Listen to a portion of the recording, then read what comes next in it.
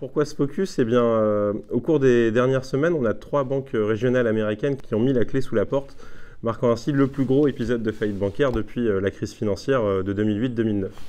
Peu de temps après, c'est le Crédit Suisse en Europe qui a chuté avant d'être racheté par UBS. Et ces éléments ont rappelé avec douleur les risques associés au processus de resserrement monétaire et viennent aujourd'hui compliquer la tâche des banquiers centraux.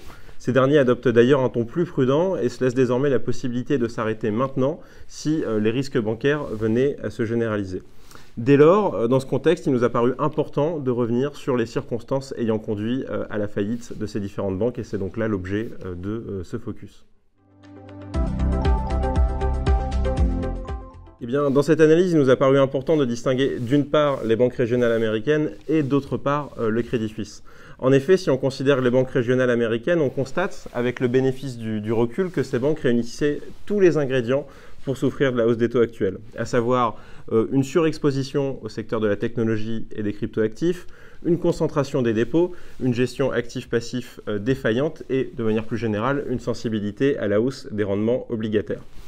Du côté du Crédit Suisse, on a une situation différente. On a une banque déjà de taille importante, systémique et qui, d'un point de vue réglementaire, apparaissait suffisamment liquide et bien capitalisée.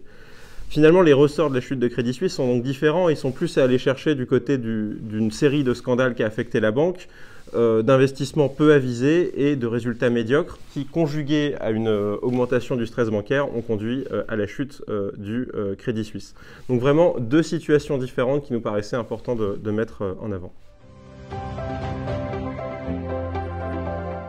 Eh bien, nos conclusions, c'est que le risque d'une contagion de ces difficultés au reste du secteur bancaire nous paraît limité, en particulier en Europe, et cela pour plusieurs raisons. Tout d'abord, le secteur bancaire européen apparaît beaucoup mieux armé pour faire face à ces turbulences qu'il y a encore quelques années.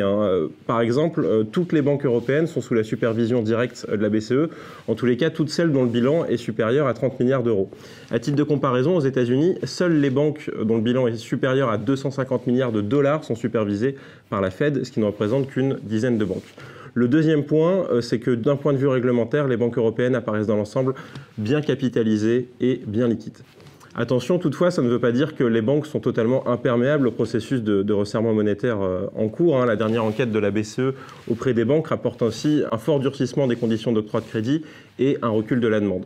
Par ailleurs, le secteur bancaire n'est pas le seul affecté par la hausse des taux. On a d'autres pans de l'économie qui pourraient être ou qui sont déjà affectés. Je pense au secteur de la technologie, à l'immobilier ou encore au secteur financier dans son ensemble.